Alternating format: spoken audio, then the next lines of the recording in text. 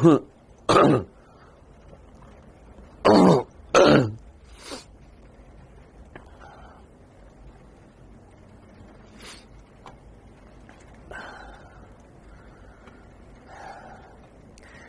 बच्चों, नमस्कार, good evening. क्या हाल चाल है?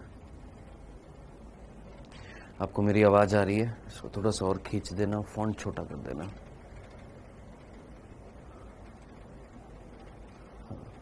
ठीक है ना, छोटा और बस। हाँ जी, सारा चौधरी वो डाल दिया बेटा मैंने। तबीयत खराब थी, इस वजह से मैं रेस्ट कर रहा था। आज मैंने डाल दिया, कल का होमवर्क भी डाल दिया, आज का होमवर्क भी डाल दिया है। ठीक है, चलो बेटा, टॉपिक हमारा चल रहा था कौन सा? मानव जनन। इसी को आगे कंटिन्यू करते हैं। ठीक है, लेकिन आगे कंटिन्यू करने से पहले सभी बच्चे एक बार आ जाएं तो उनको एक बढ़िया सा एक बार एनिमेशन और दिखा देता हूं। ठीक है।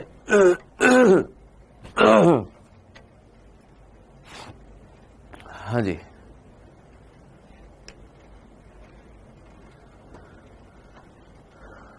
मादा जनन तंत्र का एनिमेशन।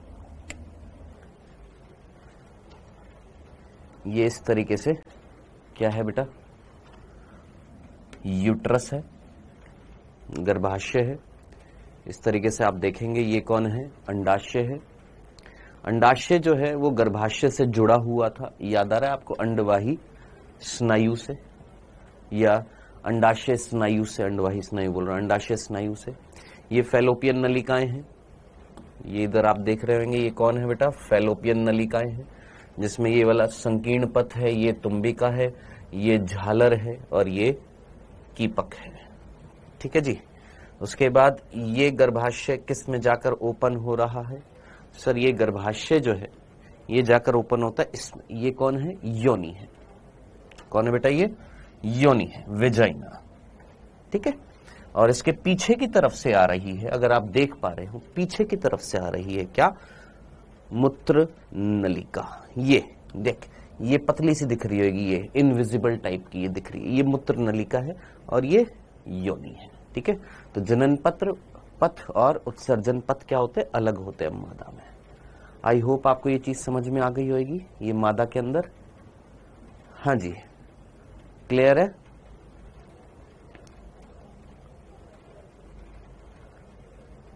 ये हमारा गर्भाशय था और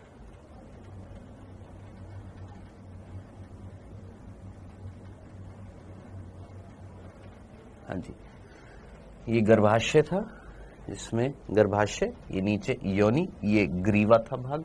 ठीक है। उसके बाद में सेकेंडरी सेक्सुअल कैरेक्टर में हम लोगों ने स्तन ग्रंथियां देख ली थी। ये भग था। मेंस्ट्रुअल साइकिल जब आएगी तब बताऊंगा। इस तरीके से मेंस्ट्रुअल साइकिल जो होती है, उस मेंस्ट्रुअल साइकिल में एंडोमेट्रियम टूटती है। ये एंडोमेट्रियम है। ठीक है। यहां से अंडाशय से क्या निकलेगा? अंडाणु निकलेगा। ये निकल गया अंडाणु। ये जाएगा, ओव्यूलेशन हो गया है, अंडाणु जाएगा, वेट करेगा किसकी? शुक्राणु की। ठीक है। ऑस्टियम क्या होता है अभी बता रहा हूं। ठीक है। और वेट करने के बाद में यहां से अगर शुक्राणु आते हैं तो निषेचन होएगा, अगर नहीं आते हैं तो ये अंडाणु ये रप्चर्ड हो जाता है, फट जाता है या टूट जाता है और ये ब्लीडिंग के साथ में, ब्लड के साथ में बाहर रिलीज हो जाता है। इसको हम आर्तव चक्र बोल रहे हैं। ये ब्लड रिलीज हो रहा है। ये क्या आ रहा है? ब्लड आ रहा है। इस तरीके से ये ब्लड आ जाएगा, ब्लीडिंग हो जाएगी। ठीक है दोस्त। बेटा वो पता नहीं, वो जो है ना भैया जो है उन्होंने गलत वो वीडियो चला दी थी। वो उन्होंने पुरानी वीडियो चला दी थी। मैंने नई वीडियो रिकॉर्ड करी थी कि आज क्लास 3 बजे से नहीं होगी, 4 बजे से होएगी, है ना? ठीक है, चलें आगे। चलो, एक बच्चे ने पूछा सर ये ऑस्टियम क्या होता है? तो अगर आपको याद आ रहा हो, मैं यहां पर फटाफट बता देता हूं। ये फैलोपियन नलिका थी। हाँ सर, इस फैलोपियन नलिका के अंदर ये वाला भाग कीपक था। कीपक मतलब कीप के जैसा, है ना, इस तरीके से कीप होती है, फनल होती है। तो उस फनल में छेद होता है, हाँ सर ये छेद होएगा, है ना। इस छेद को, इस फैलोपियन नलिका के कीपक भाग के इस छेद को बोला जाता है ऑस्टियम। ठीक है बेटा, सारा पटेल क्लास में स्टार्टिंग में बता दिया है मैंने होमवर्क के बारे में। इस छिद्र को हम क्या बोलते हैं? ऑस्टियम। Done, clear? क्या था ऑस्टियम, समझ में आ गया। एक्टोपिक प्रेगनेंसी क्या होती है? सारा चौधरी याद रखना, जब इम्प्लांटेशन, रोपण जो होता है वो गर्भाशय की जगह कहीं और हो जाए, जैसे फैलोपियन नलिका में। भाई जो भ्रूण होता है वो कहां जाकर चिपकता है? गर्भाशय की भित्ति से। गर्भाशय की भित्ति में ना जाकर चिपके, कहां चिपक जाए? मान लो फैलोपियन नलिका में यहीं पर भ्रूण जो है चिपक जाए, तो क्या वो विकास कर पाएगा? नहीं कर पाएगा, खत्म हो जाएगा, नष्ट हो जाएगा, है ना। तो इस प्रेगनेंसी को बोला जाता है एक्टोपिक प्रेगनेंसी। सर क्लास तो नहीं थी। अरे क्लास थी भाई, मैंने वीडियो रिकॉर्ड करके भेजी है यार। ये पागल लोग हैं डाउटनेट में ना, कसम से इनको भेजते कुछ और है, ये डाल कुछ और देते हैं। मैंने वीडियो बनाकर भेजी थी कि भैया आज 3 बजे क्लास नहीं होगी, 4 बजे क्लास होगी। उस पगलेट ने पता नहीं कौन सी वीडियो डाल दी है वहां पर। हाँ चलो आ जाते बेटा, अपने टॉपिक पर चलते हैं। टॉपिक जो चल रहा था वो चल रहा था युग्मक जनन, ठीक है। और इस युग्मक जनन में हम जो टॉपिक पढ़ रहे थे वो पढ़ रहे थे शुक्र जनन। शुक्र जनन जिसको हमने क्या बोला था? स्पर्मेटोजेनेसिस। और ये जो स्पर्मेटोजेनेसिस जो था, इसको हमने 2 भागों में बांटा था। सबसे पहले क्या होएगा बेटा? सबसे पहले क्या होएगा? शुक्राणु प्रसूजनन। शुक्राणु प्रसूजनन, जिसको हम क्या बोलते हैं? स्पर्मेटिडोजेनेसिस। और दूसरा है शुक्राणु जनन। शुक्राणु जनन, जिसको हम बोलते हैं स्पर्मियोजेनेसिस। ये मैंने आपको कल बता दिया था, है ना। ठीक है सर, तुम्बिका क्या है? गजब है भैया, एम्पुला को तुम्बिका बोलते हैं। सो ये जो 2 चरण थे किसके? शुक्र जनन के, स्पर्मेटोजेनेसिस के, ये हम पढ़ने वाले हैं। ठीक है, स्टार्ट करें? हाँ जी स्टार्ट करें बेटा, करें स्टार्ट, करें स्टार्ट। आइए सबसे पहला क्या पढ़ेंगे? फर्स्ट स्टेप पढ़ेंगे, पहला चरण पढ़ेंगे, फर्स्ट स्टेप पढ़ेंगे क्या?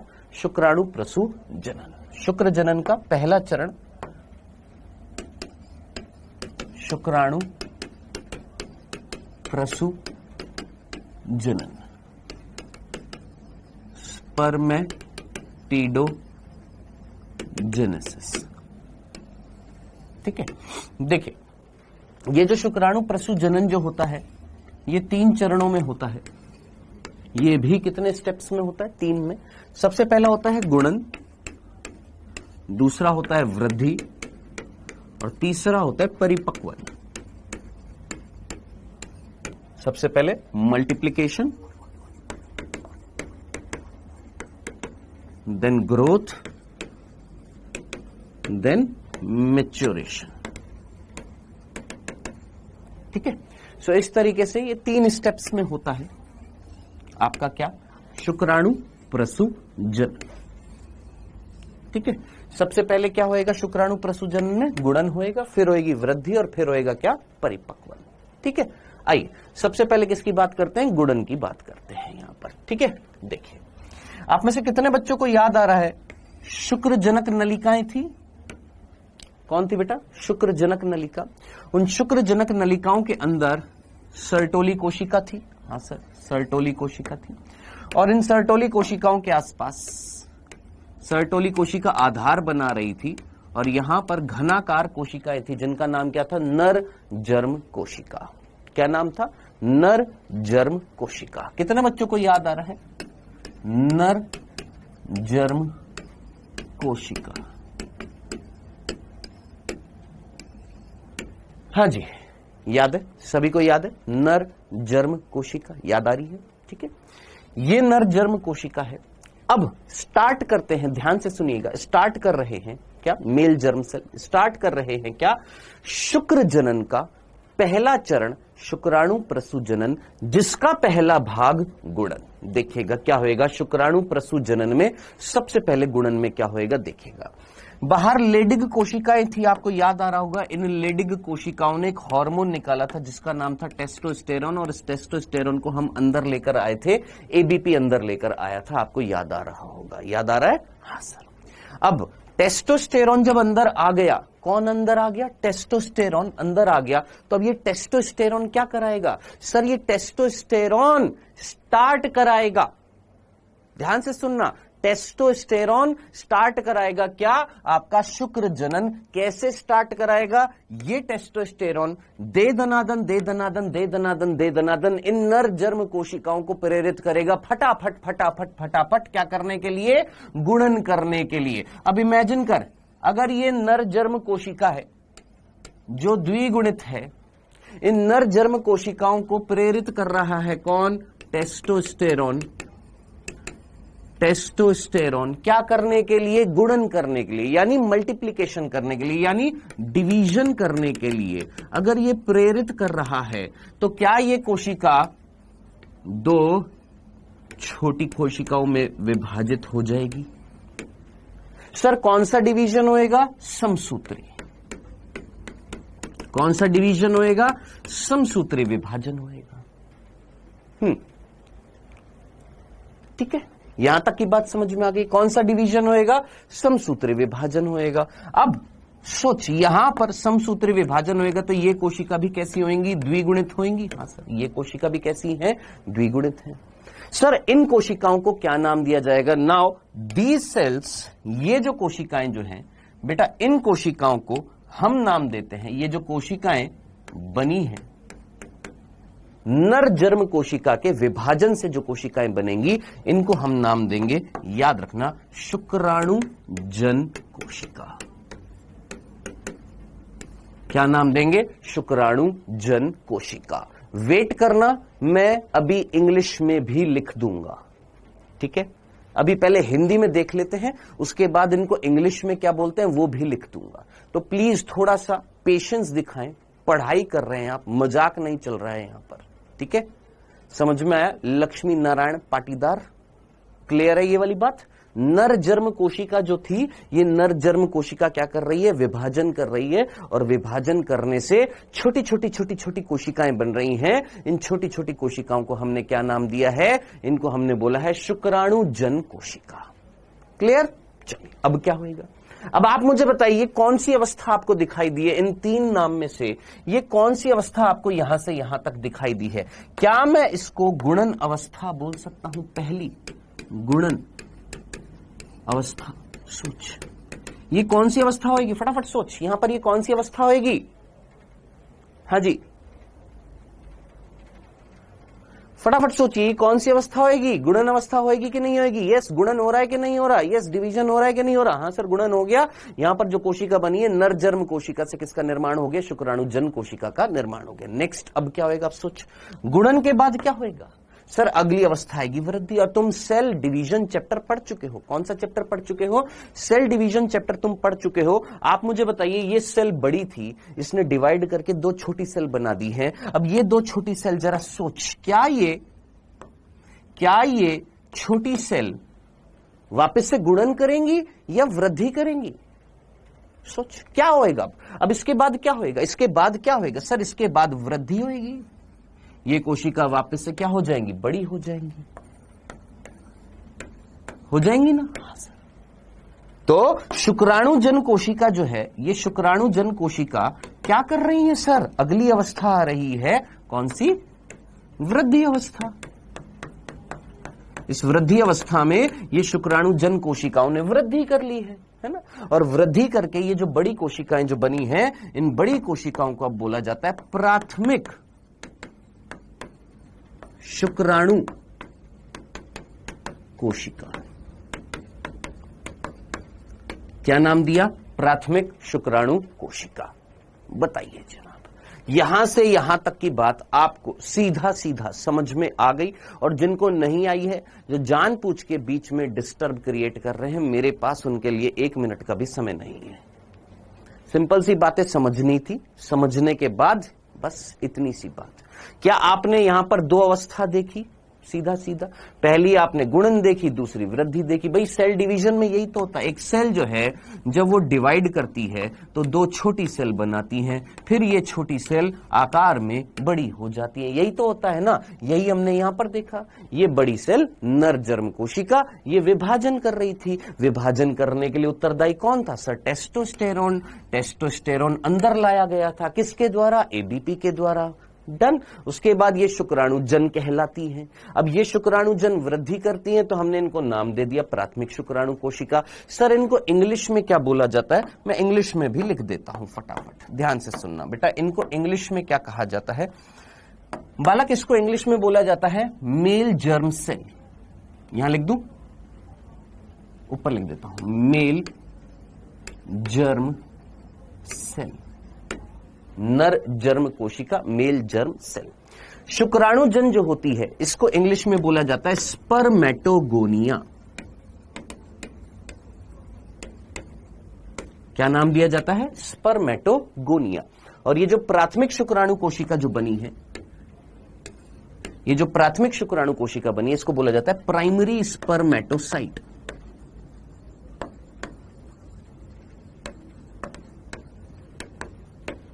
क्या बोला जाता है? Primary spermatocyte. हां जी बोलिए, यहां तक की बात समझ में आ गई? यहां तक कोई कंफ्यूजन?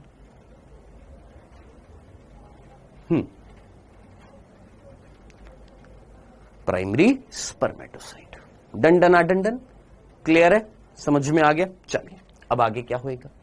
हमने फाइनली क्या बना दी है? प्राथमिक शुक्राणु कोशिका। अब अगले पेज पर यह है प्राथमिक शुक्राणु कोशिका। दो बना देता हूं।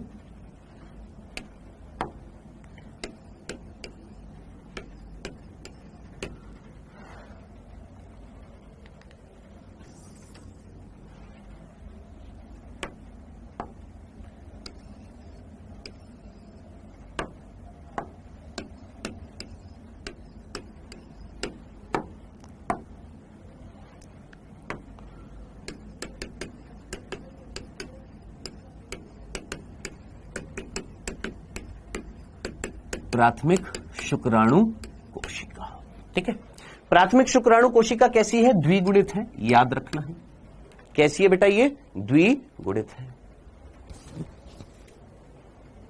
ठीक है जी। चलिए अब आगे क्या होएगा, ध्यान से देखिएगा। ये प्राथमिक शुक्राणु कोशिका जो है कैसी है? द्विगुणित है। हमने क्या करा दिया सर? हमने दो अवस्थाएं करा दी है। सबसे पहले हमने गुणन करा दिया, उसके बाद हमने वृद्धि करा दी। अब आएगा क्या? परिपक्वन। अब ये परिपक्वन क्या है? एक्चुअली परिपक्वन जो है यहां पर किस चीज को बता रहा है? परिपक्वन अर्धसूत्री विभाजन को बताता है। किसको बता रहा है? अर्धसूत्री विभाजन जो होता है। कौन सा विभाजन होता है?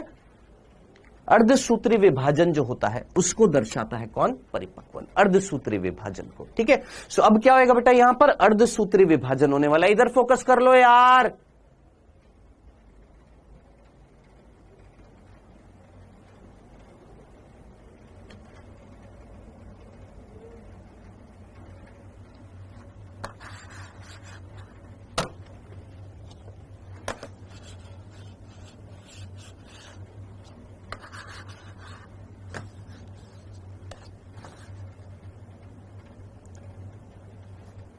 क्या नहीं दिखाई दे रहा है? यहां पर सारा तो दिखाई दे रहा है।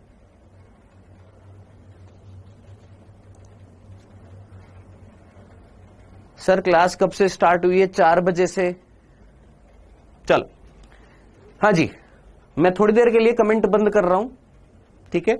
मैं कमेंट बंद कर रहा हूं। आप कर सकते हैं, पढ़ने वाले बच्चे तो ध्यान से पढ़ते जाइएगा, और जो नहीं पढ़ रहे हैं कंटिन्यूअसली कमेंट करते जाइएगा। देखिएगा, वापस से रिपीट कर रहा हूं, फटाफट रिपीट कर रहा हूं। जो लेट आए हैं उनको, जो लेट आए हैं, लेट एक्चुअली आप लेट नहीं आए हैं, जो डाउटनट में कुछ लोग हैं मूर्ख टाइप के, जिनको मैंने बोला था, मैंने स्पेशल मैसेज रिकॉर्ड करके भेजा था, है ना, और वो मैसेज मैंने बोला था कि आज क्लास 3 बजे से नहीं होगी, 4 बजे से होगी। उस पगलेट ने वो मैसेज ना चलाकर पुराना मैसेज चला दिया, जिसकी वजह से आपको लगा कि आज क्लास नहीं होगी। तो इसमें गलती ना मेरी ना आपकी, गलती उस व्यक्ति की थी जिसने ये मैसेज चला दिया था। डन। अब गलती तो हो गई है, सुधारेंगे कैसे? जो लेट आए हैं वो कृपया करके वापस से सारी चीजों को एक बार पुनः वापस से सुन लीजिए, ठीक है? यही हो सकता है ना, हर किसी चीज का सॉल्यूशन निकाला जा सकता है, सॉल्यूशन यही है। ध्यान से सुनिएगा। देखिए बेटा, हम लोगों ने कल स्टार्ट किया था प्रोसेस जिसका नाम है क्या? शुक्र जनन, स्पर्मेटोजेनेसिस, यानी एक ऐसी प्रक्रिया जिसमें हम शुक्राणु का निर्माण करते हैं। डन। अब ये जो शुक्र जनन प्रक्रिया जो थी ये 2 चरणों में होगी। सबसे पहले होएगा शुक्राणु प्रसूजनन, फिर होएगा शुक्राणु जनन। सबसे पहले हम क्या पढ़ेंगे सर? सबसे पहले हम पढ़ेंगे शुक्राणु प्रसूजनन, अंग्रेजी में बोला स्पर्मेटिडोजेनेसिस। Okay sir. अब ये जो प्रक्रिया होती है ये खुद वापस से 3 चरणों में बटी हुई होती है। सबसे पहले गुणन अवस्था, फिर वृद्धि अवस्था, फिर परिपक्वन अवस्था। मैंने कहा आइए देखते हैं। मैंने बोला आपको शुक्रजनक नलिका याद है? आपने बोला हाँ सर याद है। शुक्रजनक नलिकाओं के अंदर आपको नर जर्म कोशिका याद है? हाँ सर याद है। आपको ये याद आ रहा है ये लेडिग कोशिकाओं के पास कौन आया था? एलएच आया था। एलएच ने लेडिग कोशिकाओं से क्या निकलवाया था? टेस्टोस्टेरोन। टेस्टोस्टेरोन को अंदर कौन लाया था? एबीपी। हाँ सर, अंदर फाइनली कौन आ गया था? टेस्टोस्टेरोन। डन। अब सोच, कनेक्ट कर, टेस्टोस्टेरोन अंदर आ गया। अब अंदर आकर ये टेस्टोस्टेरोन क्या करेगा? ये टेस्टोस्टेरोन इन जर्म कोशिकाओं को, ये जो नर जर्म कोशिका, इनको प्रेरित करेगा टेस्टोस्टेरोन क्या करने के लिए? विभाजन करने के लिए। चलिए सर, ये नर जर्म कोशिका ने क्या किया? विभाजन किया। ये नर जर्म कोशिका, इसने क्या कर दिया? विभाजन कर दिया। ये कौन सी अवस्था? गुणन अवस्था। कौन सी अवस्था? मल्टीप्लिकेशन। चलिए जी, गुणन होने से ये जो 2 छोटी छोटी कोशिका बनी है इनको हमने नाम दिया क्या? शुक्राणु जन कोशिका। अंग्रेजी में बोला स्पर्मेटोगोनिया। चलिए, ये पहली अवस्था थी, कौन सी? गुणन। अब इसके बाद क्या आएगी? वृद्धि। खुद सोचो, ये छोटी कोशिका क्या गुणन करेंगी कि वृद्धि करेंगी? सर वृद्धि करेंगी। तो ये जो शुक्राणु जन कोशिका है वृद्धि करेंगी, आकार में बड़ी हो जाएंगी। जब ये आकार में बड़ी हो जाएंगी तो हम इनको क्या नाम दे रहे हैं? प्राथमिक शुक्राणु कोशिका, प्राइमरी स्पर्मेटोसाइट। यहां तक मैंने पढ़ाया, बोल अभी तक यहां तक की बात मैंने बताई है। डन। अब ये जो प्राथमिक शुक्राणु कोशिका है मैंने इनको यहां पर लिख दिया। अब आप जरा सोचिए, अब अगला स्टेप कौन सा आएगा? सर आपने गुणन करा दिया, आपने वृद्धि करा दी। गुणन वृद्धि के बाद क्या आएगा? परिपक्वन। और परिपक्वन में क्या होता है? सर परिपक्वन में होता है अर्धसूत्री विभाजन। अब आप सोचिए, अर्धसूत्री विभाजन कितने चरणों में होता था? 2 चरणों में होता था। अर्धसूत्री प्रथम, अर्धसूत्री द्वितीय। Meiosis 1, meiosis 2। याद आ रहा है? Meiosis 1, meiosis 2। याद आ रहा है? हाँ सर, बिल्कुल याद आ रहा है। तो अब हम यहां पर क्या कराएंगे सर? हम यहां पर इन प्राथमिक शुक्राणु कोशिका के अंदर क्या कराने वाले? सर हम इन प्राथमिक शुक्राणु कोशिकाओं के अंदर, ये जो प्राथमिक शुक्राणु कोशिका है, इन प्राथमिक शुक्राणु कोशिका के अंदर क्या कराएंगे? अर्धसूत्री विभाजन कराएंगे। आइएगा, लो जनाब, क्या करा दिया? अर्धसूत्री विभाजन करा दिया। अब आप मुझे बताइएगा, अर्धसूत्री विभाजन जब मैं कराऊंगा तो पहला जो विभाजन होएगा उसको मैं क्या बोलूंगा? अर्धसूत्री प्रथम बोलूंगा कि नहीं बोलूंगा? हाँ सर। क्या होएगा सर? सबसे पहला जो विभाजन होएगा वो कौन सा होएगा? अर्धसूत्री प्रथम। और अर्धसूत्री प्रथम जब होएगा तो जो कोशिकाएं यहां पर बनेंगी द्विगुणित होंगी कि अगुणित होंगी? फटाफट आंसर बताइए। ये जो कोशिका यहां पर बनेंगी ये द्विगुणित होंगी कि अगुणित होंगी? तुरंत आंसर बताइए। सिंपल सा क्वेश्चन है सर।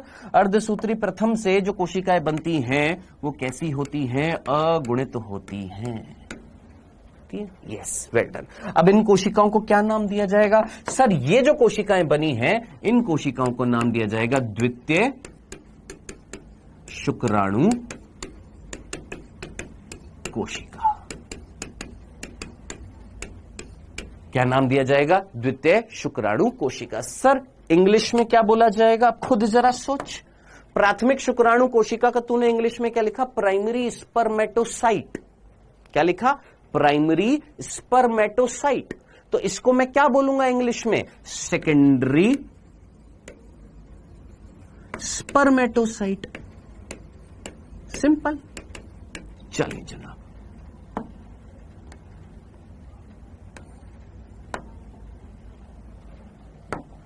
ठीक है जी।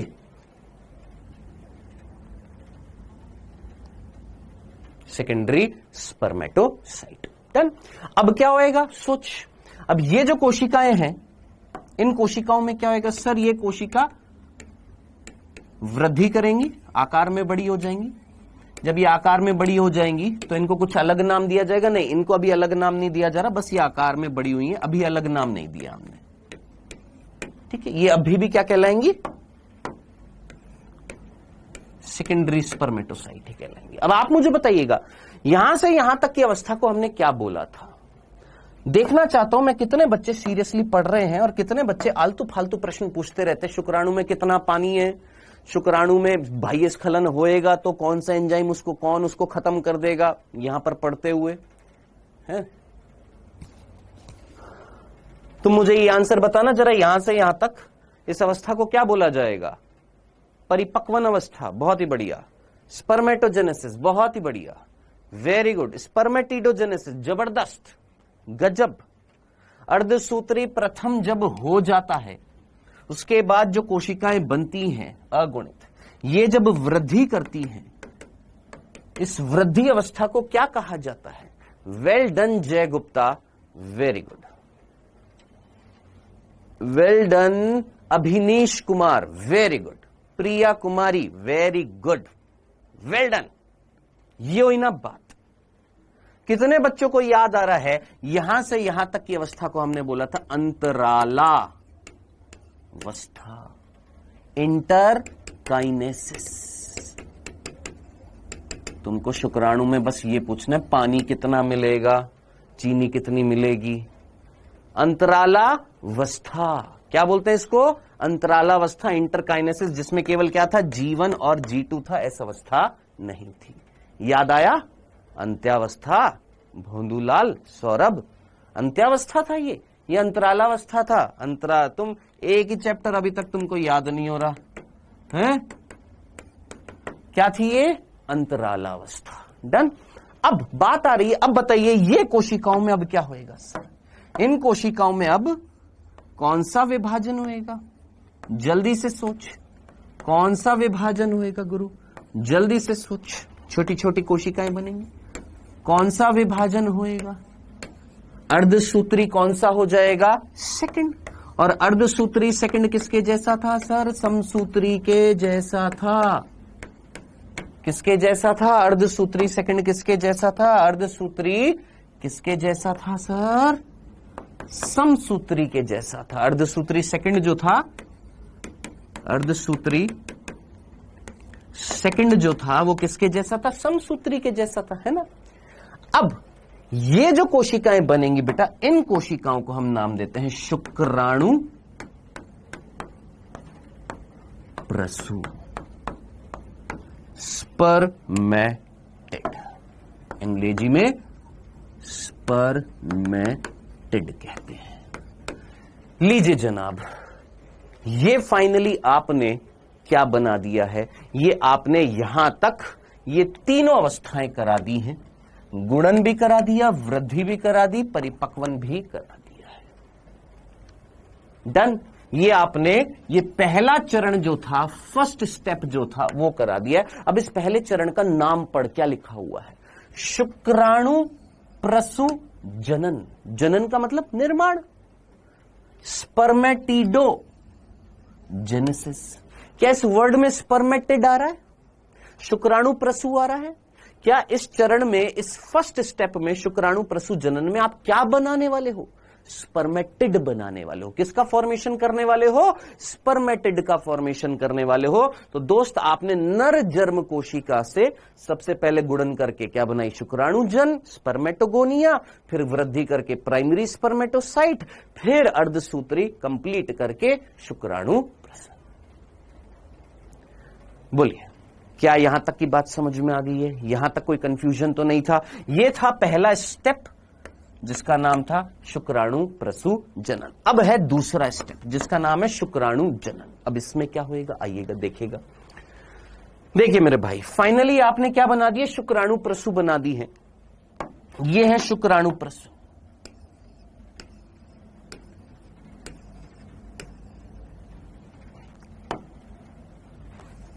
ये कौन है? शुक्राणु प्रसू है। और ये शुक्राणु प्रसू कैसी है? हैप्लॉइड है। गोल दिखाई दे रही है? कैसी दिखाई दे रही है? गोल दिखाई दे रही है। हाँ सर। कौन है ये? शुक्राणु प्रसू है।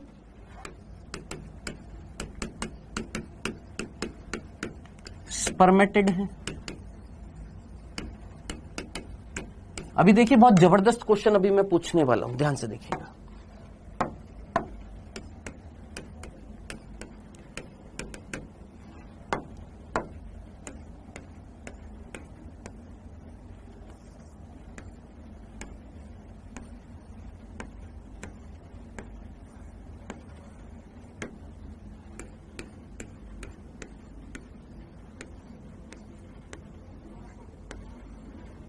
दो बना रहा हूं, बाकी और भी होंगे। आप मुझे बताइएगा यहां से यहां तक आपको क्या दिखाई दे रहा है, क्या होता हुआ दिखाई दे रहा है?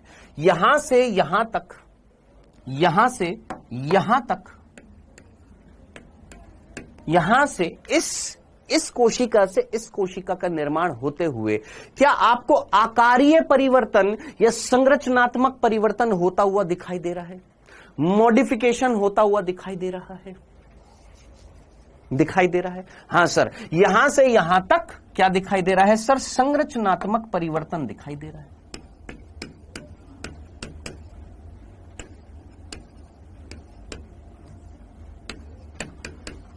क्या दिखाई दे रहा है सर? संरचनात्मक परिवर्तन दिखाई दे रहा है, स्ट्रक्चरल चेंज दिखाई दे रहा है। केवल ये गोल कोशिका से ऐसे आकार की कोशिका बन गई है। सर इन कोशिकाओं का नाम क्या है बेटा? ये जो कोशिकाएं हैं इनको हम बोलते हैं शुक्राणु, अंग्रेजी में स्पर्म या स्पर्मेटोजोआ भी बोला जाता है। ठीक है, तो अब आप मुझे बताइएगा क्या शुक्राणु प्रसू से, क्या शुक्राणु प्रसू में संरचनात्मक परिवर्तन हुआ जिसके परिणाम स्वरूप किसका निर्माण हुआ? शुक्राणु का निर्माण हुआ। इस प्रक्रिया को, ये जो प्रक्रिया जो थी, ये जो संरचनात्मक परिवर्तन यहां पर आ रहे थे, इस प्रक्रिया को बोला है हमने शुक्राणु जनन, स्पर्मियोजेनेसिस। अब थोड़ा सा कॉमन सेंस लगाइए और देखिए इस वर्ड में क्या आ रहा है? शुक्राणु जनन, यानी इस प्रोसेस में आप क्या बना रहे हो? शुक्राणु बना रहे हो। स्पर्म आ रहा है, स्पर्म का जेनेसिस, जनरेशन, किसको जनरेट कर रहे हैं, किसको बना रहे हैं? स्पर्म को बना रहे हैं। ये प्रक्रिया सिंगल स्टेप प्रोसेस थी, एक ही चरण में हो रही थी जिसमें हम संरचनात्मक परिवर्तन कर रहे थे। ठीक है, अब क्वेश्चन क्या पूछा जाएगा वो ध्यान से सुन। क्वेश्चन जो है हालांकि एनसीईआरटी में नहीं है लेकिन बच्चे पूछते हैं और मैंने आज के होमवर्क में क्वेश्चन भी दिया है, वो ध्यान से सुनना। आपको याद आ रहा है सर्टोली सेल जो थी, सर्टोली कोशिका जो थी, उस सर्टोली कोशिका के क्या क्या कार्य थे आपको याद आ रहे हैं? हां सर, क्या क्या कार्य थे? सोच। पोषण प्रदान करेगी, हां सर पोषण प्रदान करेगी। ये जितने भी कोशिकाएं बन रही हैं, नर जर्म कोशिका से लेकर शुक्राणु जन, प्राथमिक शुक्राणु कोशिका, प्राथमिक द्वितीय शुक्राणु कोशिका, शुक्राणु प्रसू से ये शुक्राणु, ये जो है ये क्या, इनको क्या प्रदान किया जा रहा है सर? पोषण प्रदान किया जा रहा है। डन। दूसरा कार्य क्या था सर? एबीपी बनाना।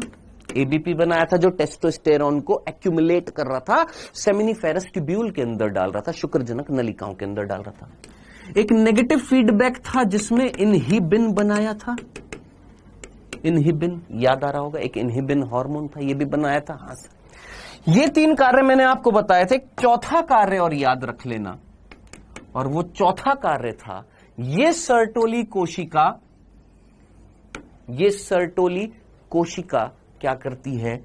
स्पर्मियोजेनेसिस करवाती है, शुक्राणु जनन करवाती है। भूल ना जाइएगा। क्या सर? ये जो था ना, ये स्टेप जो था, ये कराने के लिए, ये संरचनात्मक परिवर्तन लाने के लिए रिस्पॉन्सिबल जो थी वो कौन थी? आपकी सर्टोली कोशिका। सर कैसे करेगी? एंजाइमेटिक प्रक्रिया से। ये सर्टोली कोशिकाएं जो होंगी वो एंजाइम रिलीज करेंगी और वो एंजाइम इन कोशिकाओं में स्ट्रक्चरल चेंजेस करेंगे और इनको बदल देंगे किसमें? स्पर्म में। हां जी, डन, क्लियर है। एक बच्चा पूछ रहा है सर रिडक्शनल डिवीजन क्या होता है? अर्धसूत्री वन जो होता है उसको हम अंग्रेजी में रिडक्शनल डिवीजन बोलते हैं। थोड़ा सा कॉमन सेंस लगाइए, रिडक्शनल वर्ड अंग्रेजी के रिड्यूस से आया। रिड्यूस का मतलब होता है कम हो जाना। क्या कम हो रही थी गुणसूत्र की संख्या? हाँ, एक ऐसा डिवीजन जिसमें रिड्यूस हो रही है, आधी हो रही है। हाँ जी, क्लियर है। डंडन आडंडन, ये थी आपकी पूरी की पूरी प्रक्रिया जिसको हमने क्या बोला है? शुक्र जनन प्रक्रिया, जिसके ये दो चरण थे, एक शुक्राणु प्रसूजनन और एक है शुक्राणु जनन। अब क्वेश्चन मेरा आपसे, ध्यान से सुनिएगा, दो क्वेश्चन है मेरे आपसे, ध्यान से सुनिएगा। पहला क्वेश्चन, क्वेश्चन नंबर फर्स्ट, देखते कितने बच्चे फटाफट कर पाते हैं। हाँ जी, हाँ, एक तरीके का कायांतरण हो रहा है, मॉडिफिकेशन हो रहा है। देखते कितने बच्चे कर पाते हैं।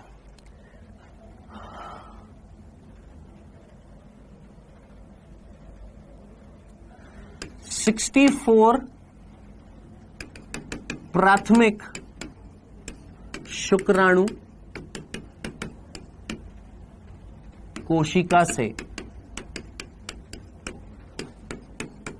कितने शुक्राणु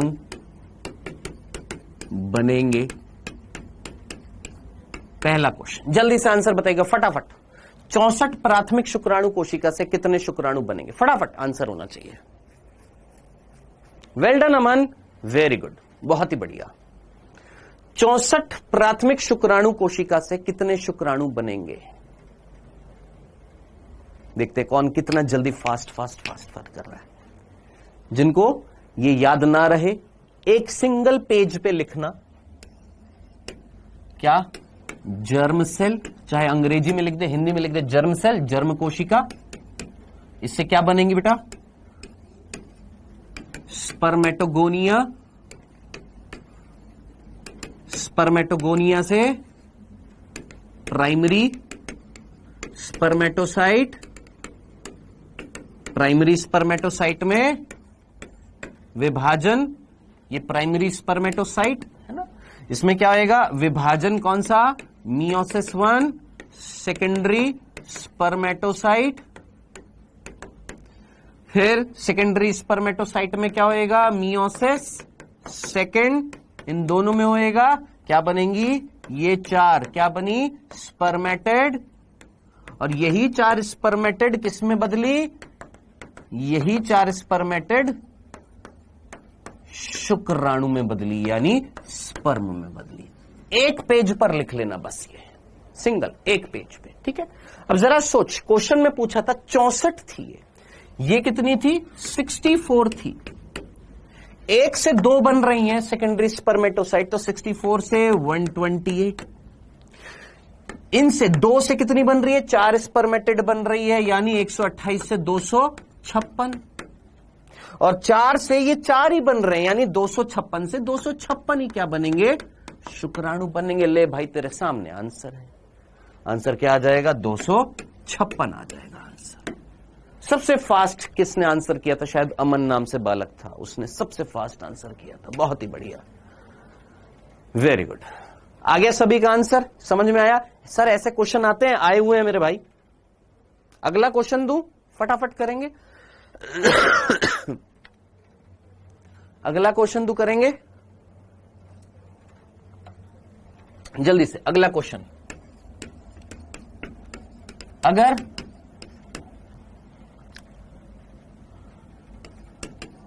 स्पर्मेटोगोनिया में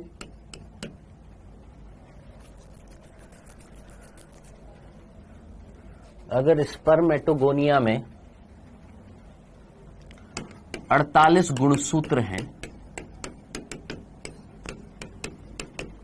और इनकी संख्या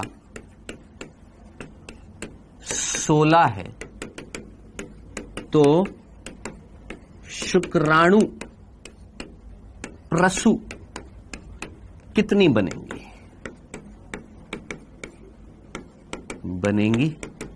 और उनमें गुणसूत्र की संख्या क्या होगी? हाँ भाई करिए। अरे वाह, आंसर भी कर दिए। अरे वाह वाह वाह, गजब। 16 तो स्पर्मेटोगोनिया है। तुमसे पूछे शुक्राणु प्रसु कितनी बनेंगी, और स्पर्मेटोगोनिया में 48 गुणसूत्र है। हाँ भाई कर दिया, चेक कर लें एक बार। दोनों बताने आपने, दोनों चीज बतानी है। शुक्राणु प्रसु कितनी बनेंगी और उनके अंदर गुणसूत्रों की संख्या कितनी होगी। आजा देख, ये स्पर्मेटोगोनिया है। स्पर्मेटोगोनिया कैसी होती है? द्विगुणित होती है। स्पर्मेटोगोनिया जो थी कैसी थी? द्विगुणित थी। और कितनी दे रखी है सर? यहां पर 48 दे रखे हैं। कितने दे रखे हैं? 48 दे रखे हैं। अब एक स्पर्मेटोगोनिया, ये एक स्पर्मेटोगोनिया से आपने क्या बनाई थी सर? एक स्पर्मेटोगोनिया से आपने एक प्राइमरी स्पर्मेटोसाइट बनाई थी, दो थोड़ी ना बनाई थी। स्पर्मेटोगोनिया से प्राइमरी स्पर्मेटोसाइट जब बनी थी तो भैया वृद्धि हुई थी, विभाजन नहीं हुआ था। तो एक स्पर्मेटोगोनिया से एक प्राइमरी स्पर्मेटोसाइट, यहां से एक प्राइमरी स्पर्मेटोसाइट। ये कौन है सर? Primary spermatocyte.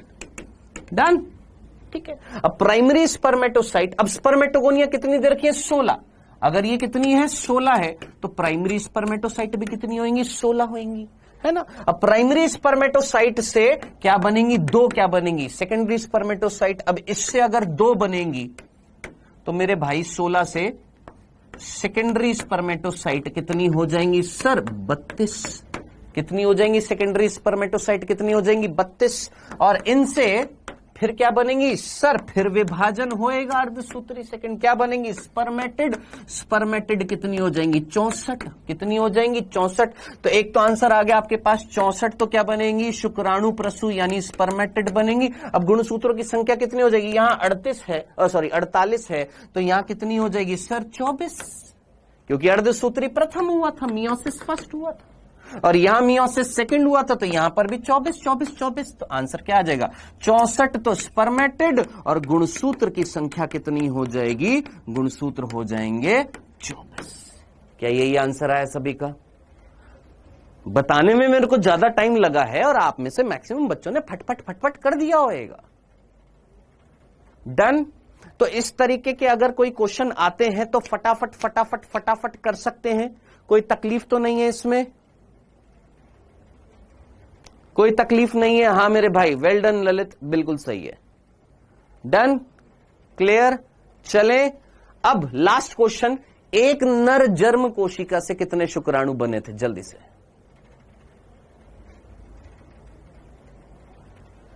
सर अगर योनि एसिडिक है तो फर्टिलाइजेशन कैसे होएगा? तूने फर्टिलाइजेशन पढ़ लिया? पढ़ा दिया मैंने। हाँ भाई बताइए जरा, एक नर जर्म कोशिका से कितने शुक्राणु बनेंगे? भाई साहब यहां से 4 बन रहे थे, तो इससे ये वाली जो कोशिका थी ये भी तो क्या बनाएगी? प्राइमरी स्पर्मेटोसाइट, फिर सेकेंडरी स्पर्मेटोसाइट, फिर स्पर्मेटेड, फिर शुक्राणु। तो कितने बने बेटा? 8 शुक्राणु बने। Done, clear. तो ये पूरी की पूरी प्रक्रिया बिल्कुल घोट कर समझ में आ गई है, पी गए हैं इसको। कोई क्वेश्चन आएगा तो कर लेंगे, आसानी से कर लेंगे। एक लास्ट चीज और मैं पूछ लेता हूं जल्दी से, लास्ट क्वेश्चन। शुक्र जनन कौन सा हार्मोन करवाता है?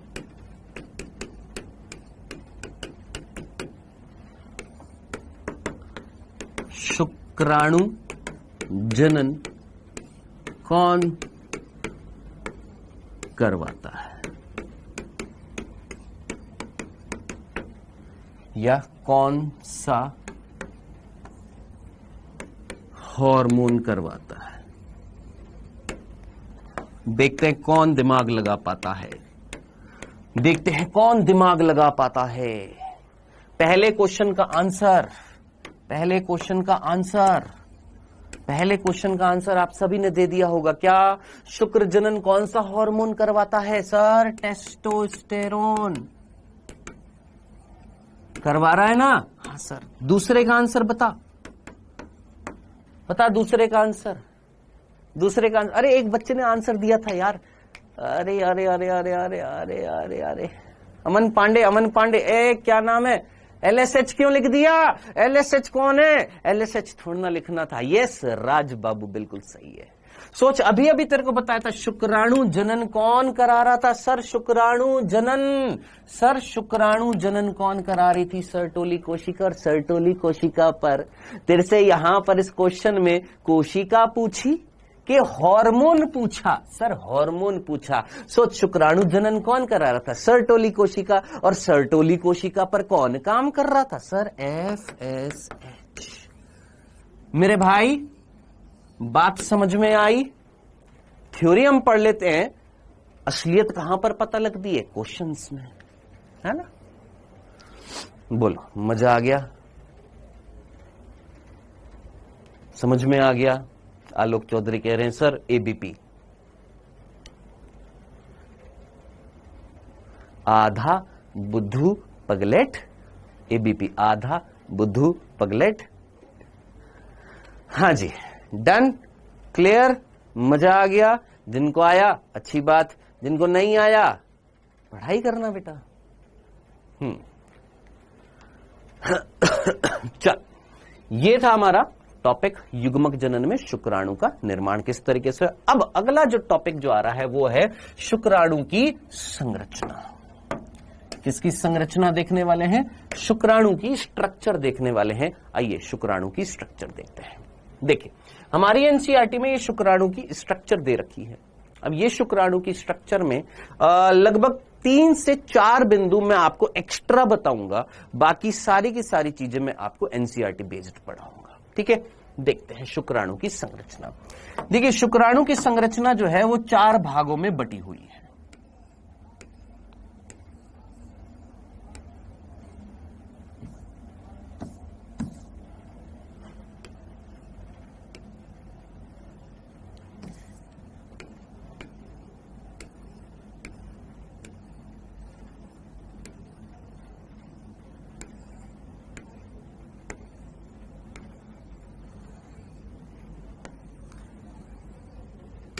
ये हमारा शुक्राणु है और इस शुक्राणु में 4 भाग हैं। कौन कौन से 4 भाग है गुरु?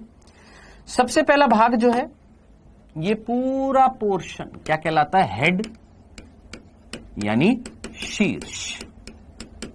ठीक है, ये छोटा सा भाग ग्रीवा, गर्दन, नेक।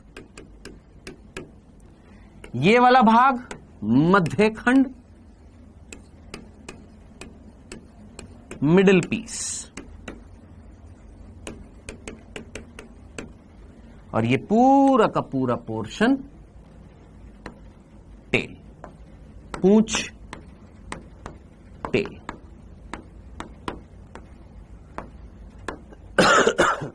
ठीक है जी, ठीक है। सो इस तरीके से टोटल कितने भाग हैं? 4 भाग है। अब क्या मैं ये बिंदु बनाकर लिखूं या ये खुद भी लिख सकते हैं? इतना तो लिख सकते हैं। शुक्राणु की संरचना में पहला बिंदु क्या? शुक्राणु 4 भागों से बने होते हैं। नाम लिख दे, शीर्ष, ग्रीवा, मध्यखंड, पूंछ। डन। दूसरा, अच्छा आगे बढ़ने से पहले एक और चीज बेटा, ये शुक्राणु की खोज किसने करी थी? माफ करना, मैं ये चीज भूल गया था पूछना आपसे। शुक्राणु की खोज किसने करी थी? जरा ये भी बता दो मेरे को फटाफट। ये शुक्राणु की खोज करने वाला वैज्ञानिक कौन था यार? याद होना चाहिए, बिल्कुल, मतलब जुबान पर होना चाहिए। शुक्राणु की खोज किसने करी थी? कौन सा वैज्ञानिक था? किसने करी थी? लिविन हॉक ने।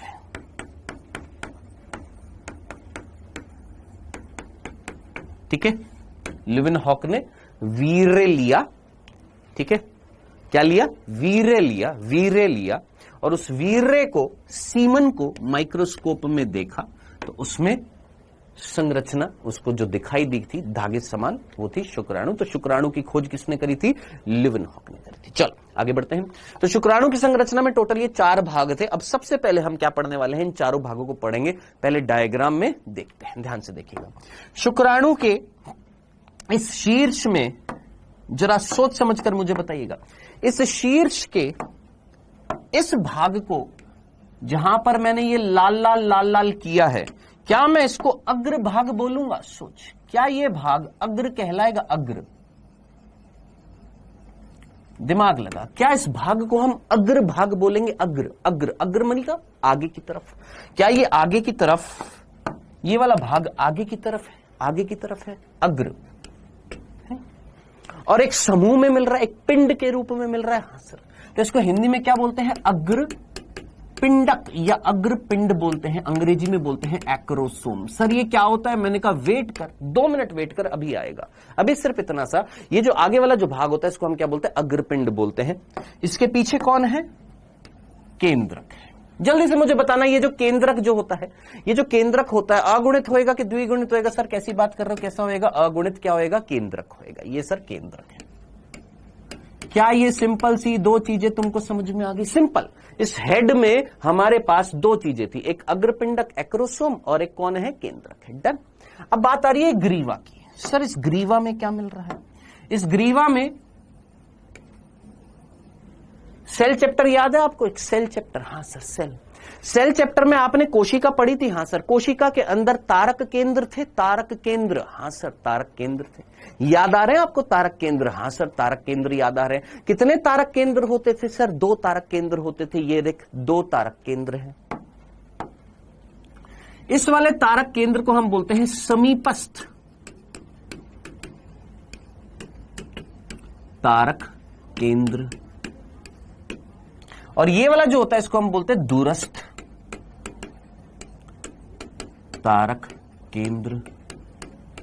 सर अंग्रेजी में मैं अभी नेक्स्ट पेज पर लिख दूंगा, यहां लिखूंगा तो जगह नहीं है, समझ में नहीं आएगा। ठीक है, इसको अंग्रेजी में बोलते हैं प्रॉक्सिमल सेंट्रियोल और इसको हम बोलते हैं डिस्टल सेंट्रियोल। ठीक है, अब ये समीपस्थ दूरस्थ का मतलब देख, केंद्रक के जो पास मिलेगा वो समीप, और केंद्रक से जो दूर है दूरस्थ। सिंपल सा, केंद्रक के पास ये वाला समीपस्थ, केंद्रक से ये दूर है तो दूरस्थ। ठीक है, अब ये जो दूरस्थ वाला जो है,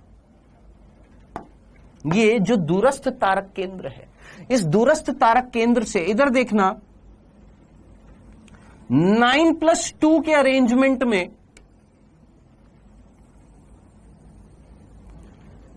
सूक्ष्म नलिकाएं निकल रही हैं। कितने बच्चों को याद आ रहा है 9+2 अरेंजमेंट? कितने बच्चों को याद आ रहा है 9+2 अरेंजमेंट? कितने बच्चों को याद आ रहा है? हाँ भाई, कितने बच्चों को याद आ रहा है 9+2 अरेंजमेंट? याद है बेटा?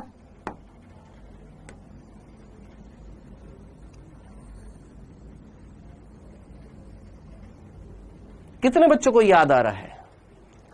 याद आ रहा है 9+2 अरेंजमेंट? हाँ सर, 9+2 अरेंजमेंट याद आ रहा है।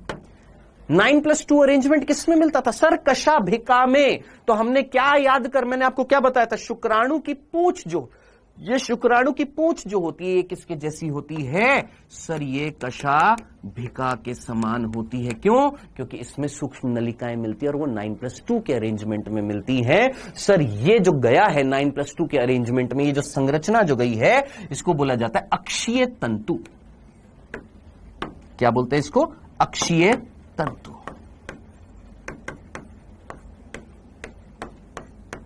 9+2 के अरेंजमेंट में होता है, अंग्रेजी में एक्सियल फिलामेंट। डन, ये भी चीज समझ में आ गई है, कोई कंफ्यूजन नहीं था। चलिए जी, मुख्य खंड बनाता है, मुख्य खंड जो होता है ये वाला। ठीक है, मुख्य खंड या अक्षीय तंतु। ठीक है जनाब, आगे बढ़ते हैं।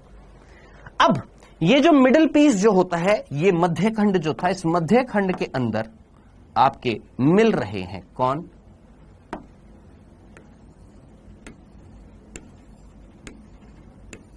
माइटोकॉन्ड्रिया।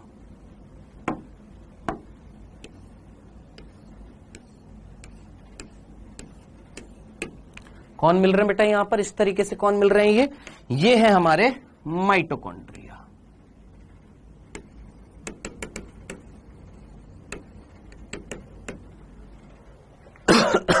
ठीक है, स्पर्म लाइसिन क्या होता है? मैंने कहा अभी, मैंने तेरे से क्या बोलता, 2 मिनट वेट कर ले, अभी इसको बताऊंगा। हाँ भाई, ये संरचना में अब सिर्फ आपको कंफ्यूजन किस चीज का हो रहा होगा? सर ये अग्रपिंडक क्या है? एक्रोसोम है ना, बाकी तो सारी चीज समझ में आ गई है। डन, क्लियर है? ये संरचना है। अब यहां पर मैं आपको 4-5 चीजें बताने वाला हूं। क्या क्या? ध्यान से सुनिएगा। एक मैं बताऊंगा गेलिया कैपिटस। सर ये वर्ड तो हमने नहीं सुना। एक मैं बताऊंगा नेबर्न कर्न, ये शायद आपने सुना होगा, नेबन कर्न। एक मैं बताऊंगा मेंचेट, मेंचेट, ये क्या होता है। और एक हम बात करेंगे एक्रोसोम की। ये 4 चीजें मेरे को बतानी है आपको। तो जो स्पर्म लाइसेंस जो पूछ रहा था वो यहां पर आ जाएगा। ठीक है, आइएगा। सबसे पहले बात करते हैं गेलिया कैपिटस क्या है। ध्यान से देखना, पर्टिकुलरली हेड पोर्शन तुमको दिखाई दे रहा है, हेड पोर्शन। हां सर, ये जो हेड जो था, इस हेड में यहां पर आगे की तरफ पर्टिकुलरली हेड पोर्शन में ये जो एक्रोसोम मिल रहा था, इस एक्रोसोम पर आगे की तरफ एक झिल्ली है। ये हेड पोर्शन में एक मोटी सी झिल्ली है, मोटी सी झिल्ली है। ठीक है, समझ में आ रहा है क्या बोल रहा हूं? ये शुक्राणु का ये वाला पोर्शन कौन सा? हेड। और इस हेड में ये वाला पोर्शन कौन है? अग्रपिंडक। अग्रपिंडक के सामने झिल्ली दिखाई दे रही है। अरे बाबू थोड़ा दिमाग लगा, ये कौन है? कोशिका है कि नहीं है? सोच, क्या ये कोशिका है या नहीं है? हां सर ये कोशिका है। और अगर ये कोशिका है तो कोशिका में कोशिका झिल्ली मिलेगी कि नहीं मिलेगी? हां सर मिलेगी। सोचो, क्या कोशिका में कोशिका झिल्ली मिलेगी? अरे मेरे भाई, कोशिका में कोशिका झिल्ली मिलेगी। ये जो येलो कलर की मैंने जो संरचना यहां पर बनाई है, ये जो पीले रंग की संरचना जो तेरे को यहां पर दिखाई दे रही है, क्या ये कोशिका झिल्ली नहीं है? सोच, क्या ये कोशिका झिल्ली नहीं है? हां सर कोशिका झिल्ली तो है। अब वो कोशिका झिल्ली जो अग्रपिंडक के सामने मिल रही है, क्या बोला मैंने? वो कोशिका झिल्ली शुक्राणु की, वो कोशिका झिल्ली जो कहां पर मिल रही है? एक्रोसोम के सामने। एक्रोसोम के सामने मिल रही है। वो थोड़ी सी फूली हुई है, मोटी है, उसका नाम है गेलिया कैपिटस। ये वर्ड कहीं मिल जाएगा आपको। तो ये संरचना जो होती है इसको हम बोलते हैं गेलिया कैपिटस। ठीक है सर, अब इसका काम क्या होता है? इसमें लिपिड प्रोटीन बहुत सारे होते हैं। इसमें क्या होते हैं? लिपिड की मात्रा बहुत सारी होती है। लिपिड यहां पर बहुत सारे होते हैं। सर अब इसका क्या काम है गेलिया कैपिटस का? मैं आपको क्या बोला था कि हम एक टॉपिक पढ़ेंगे जिसका नाम होएगा कैपेसिटेशन। क्या होएगा? कैपेसिटेशन। वहां पर बताऊंगा आपको ये गेलिया कैपिटस का काम क्या है। क्योंकि आज भी एक बच्चे ने पूछा कि सर जब योनि में अम्लीय वातावरण था, बोला ना, अभी किसी बच्चे ने पूछा था ना कि सर योनि में तो एसिडिक एनवायरनमेंट था, अम्लीय वातावरण था, तो वो कैसे शुक्राणु पार कर जाएंगे? मैंने एक आंसर दिया था आपको याद कर, बार्थोलिन ग्रंथि ने कुछ स्त्राव निकाला था श्लेष्मा, जो उस अम्लीय वातावरण को न्यूट्रल करने की कोशिश करेगा, फिर भी थोड़ा बहुत अम्लीय वातावरण रह जाएगा, है ना? तो वो वहां पर आएगा, वहां पर मैं बताऊंगा कैपेसिटेशन। जब ये टॉपिक आएगा तब मैं वहां पर याद दिलाना, मैं तुमको बताऊंगा कैपेसिटेशन में गेलिया कैपिटस का काम। ये गेलिया कैपिटस क्यों मोटी मिल रही थी यहां पर। डन। चलिए जी आगे बढ़ते हैं। पहला था गेलिया कैपिटस, दूसरा है नेबन कर्न। सर ये नेबन कर्न क्या है? तो दोस्त आपको यहां पर माइटोकॉन्ड्रिया दिखाई दे रहे मध्य खंड में। हां सर, तो मध्य खंड में माइटोकॉन्ड्रिया जो मिल रहे हैं, मध्य खंड में जितने भी माइटोकॉन्ड्रिया मिल रहे हैं वो सारे माइटोकॉन्ड्रिया, सभी माइटोकॉन्ड्रिया जो है उन सभी माइटोकॉन्ड्रिया को हमने क्या नाम दिया है? नेबन कर्न। तो अगर आपसे कोई पूछे नेबन कर्न क्या है, आप सीधा बोलेंगे क्या? किसका अरेंजमेंट, जितने भी अरेंजमेंट यानी व्यवस्था जितने भी माइटोकॉन्ड्रिया शुक्राणु के मध्य खंड में व्यवस्थित हैं, मिल रहे हैं, एक हेलिकल मैनर में मिल रहे हैं, एक कुंडलित मिल रहे हैं। ये जो अक्षीय तंतु जा रहा था इसके चारों तरफ इस तरीके से कुंडलित मिल रहे हैं। हां सर, ये व्यवस्था जो मिल रही है माइटोकॉन्ड्रिया की, सभी माइटोकॉन्ड्रिया की, उसको हमने क्या बोला है? नैबनकन बोला है। ठीक है सर, लगभग कितने माइटोकॉन्ड्रिया होते हैं? अलग अलग जातियों में अलग अलग होते हैं। मानव के अंदर लगभग 25 से 30 के आसपास माइटोकॉन्ड्रिया होते हैं। ये अनिल कुमार, लगभग 20 से 25, 25 से 30 के आसपास। ठीक है, चले आगे। अगला तीसरा, सर ये मेंशेट क्या है? मेंशेट क्या है? इधर देख, ये जो मध्य खंड जो था, इस मध्य खंड में भी एक झिल्ली मिल रही है। तो मध्य खंड की जो झिल्ली जो होती है, किसकी? ये जो मध्य खंड की जो झिल्ली जो होती है, इसको बोला जाता है मेंशेट। ठीक है, तो मेंशेट क्या थी? मध्य खंड की झिल्ली।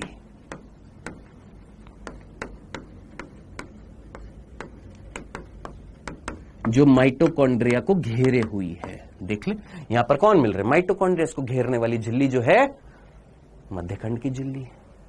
डन, क्लियर है? तो ये 3 वर्ड थे जो आपको कई कई जगहों पर, कई कई मॉड्यूल्स में ये वर्ड दिखाई देते हैं। क्लियर? आखिरी, acrosome. Now what is acrosome? अग्रपिंडक क्या होता है? ठीक है, एक बच्चा पूछ रहा है सर अक्षीय तंतु क्या है? भाई अभी तो तेरे को बताया मैंने अभी तेरे को बताया मेरे भाई। ये कौन था? सर ये दूरस्थ तारक केंद्र था। तारक केंद्र से याद कर, कुछ सूक्ष्म नलिकाएं निकलती हैं। हाँ सर, ये सूक्ष्म नलिकाएं निकल रही है, माइक्रोट्यूब्यूल्स। 9+2 के अरेंजमेंट में मिल रही है। 9 परिधि की और 2 बीच में नलिकाएं जा रही हैं। ये 9+2 का अरेंजमेंट जो फ्लैजिला में मिला था, जो यहां पर भी मिल रहा है, कशाभिका के समान पूंछ से होता हुआ जा रहा है, इसको बोला अक्षीय तंतु। अब थोड़ा सा बुद्धू दिमाग लगा, क्या हमारे शरीर की अक्ष होती है, एक्सिस होती है? ऐसे शुक्राणु की एक्सिस है और उस अक्ष से होते हुए एक तंतु जा रहा है 9+2 के अरेंजमेंट में, क्या कहलाएगा? अक्षीय तंतु। सर माइटोकॉन्ड्रिया स्पर्म में इतने सारे क्यों होते हैं? क्योंकि स्पर्म जो होता है उसको चलते रहना पड़ेगा, पहुंचना पड़ेगा अंडाणु के पास, तो ऊर्जा चाहिए ना। ठीक है, ओके। हाँ, आलोक चौधरी, जब मैं इसके साथ थ्योरी आपके डालूंगा तो उसी में ऐड कर दूंगा। चले आइए, लास्ट टॉपिक जो था वो था एक्रोसोम। सर ये एक्रोसोम क्या होता है? मैंने कहा आजा, एक्रोसोम की एक बार बात करते हैं। ये एक्रोसोम अग्र पिंडक, ये क्या होता है? देखिए, ये नाम तो हमें समझ में आ गया कि अग्र पिंडक यानी अग्रभाग में मिलने वाला एक पिंड है। किसका पिंड है? तो अग्र पिंडक जो है वो एक प्रकार का लाइसोसोम है। अग्र पिंडक क्या बोला मैंने? एक प्रकार का लाइसोसोम है। अब इमेजिन कर, लाइसोसोम के अंदर क्या मिलते थे? सर लाइसोसोम के अंदर पाचक एंजाइम मिलते थे। मिलते थे कि नहीं मिलते थे? हाँ सर, पाचक एंजाइम मिलते थे। तो मेरे भाई जरा सोच, इस एक्रोसोम के अंदर क्या मिलेंगे? सर इस एक्रोसोम में पाचक एंजाइम मिल रहे हैं। तो एक्रोसोम क्या है? सर ये जो एक्रोसोम जो है ये एक संरचना है और इस संरचना के अंदर क्या मिल रहे हैं? पाचक एंजाइम मिल रहे हैं। सर ये पाचक एंजाइम किसका पाचन करेंगे? मैंने कहा रुक जा एक बार। मैंने कहा रुक जा, मैंने कहा वापस से देख। मैंने क्या बोला? मैंने कहा एक्रोसोम एक प्रकार का लाइसोसोम है। क्यों सर? क्योंकि एक्रोसोम में पाचक एंजाइम मिलते हैं। और सोच, कोशिका के अंदर जो पाचक एंजाइम मिलते हैं वो किस में मिलते थे? सर लाइसोसोम में। तभी तो मैंने बोला एक्रोसोम एक प्रकार का क्या है? लाइसोसोम है।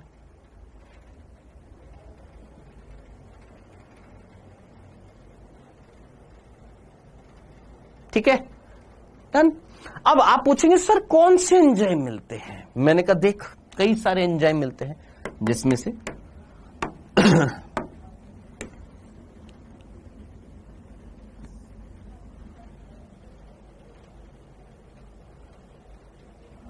कोरोना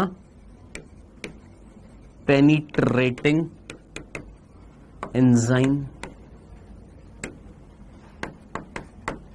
जोना लाइसिंग एंजाइम,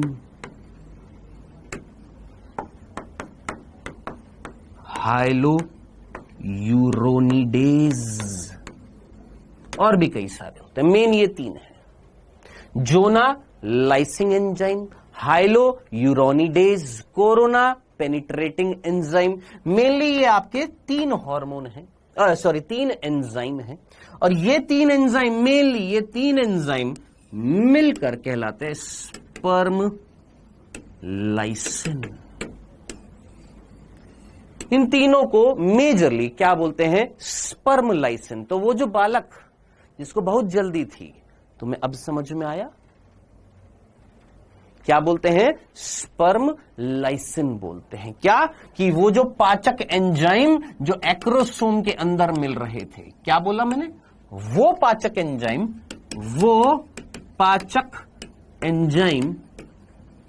जो एक्रोसोम में मिलते हैं, एक्रोसोम में मिलते हैं, उन्हें स्पर्म लाइसिन कहते हैं। हां जी, क्लियर? क्या कहते हैं? स्पर्म लाइसिन कहते हैं। डंडना डंडन, इतनी सी बात समझ में आ गई। कौन से होते हैं स्पर्म लाइसिन? मेनली होते हैं कोरोना डिग्रेडिंग एंजाइम या कोरोना पेनिट्रेटिंग भी बोल देते हैं, जोना लाइसिंग एंजाइम, हाइलोयूरोन। सर इनके कार्य क्या है? अब आप बोलेंगे सर ये क्या काम कर रहे हैं? इतना सब मैं बता देता हूं। ये शुक्राणु जब अंडाणु के पास जाते हैं, ये शुक्राणु जब अंडाणु के पास जाएंगे, तो मेरे भाई जरा सोच, ये शुक्राणु जब अंडाणु के पास जाएंगे तो अंडाणु के बाहर कुछ झिल्लियां मिलती हैं। क्या मिलती हैं? कुछ झिल्लियां मिलती हैं जो कोशिकीय भी होती है, अकोशिकीय भी होती है, जिसका नाम होता है कोरोना रेडिएटा। एक होती है जोना पेलुसिडा, है ना? ये वर्ड आप पढ़ेंगे जब अंड जनन पढ़ेंगे, है ना? ठीक है, तो इन झिल्लियों को तोड़ना पड़ेगा, तभी तो शुक्राणु एंटर करेगा। सोच, इन झिल्लियों को तोड़ना पड़ेगा। तो वो तोड़ने का काम कौन करते हैं? ये जो अग्रपिंडक होएगा इसके अंदर ये एंजाइम करते हैं। तो अग्रपिंडक के ये एंजाइम, पाचक एंजाइम, जिनको हमने क्या बोला? स्पर्म लाइसिन, जो ये एंजाइम है, ये क्या करते हैं? सर ये अंडाणु को भेदते हैं।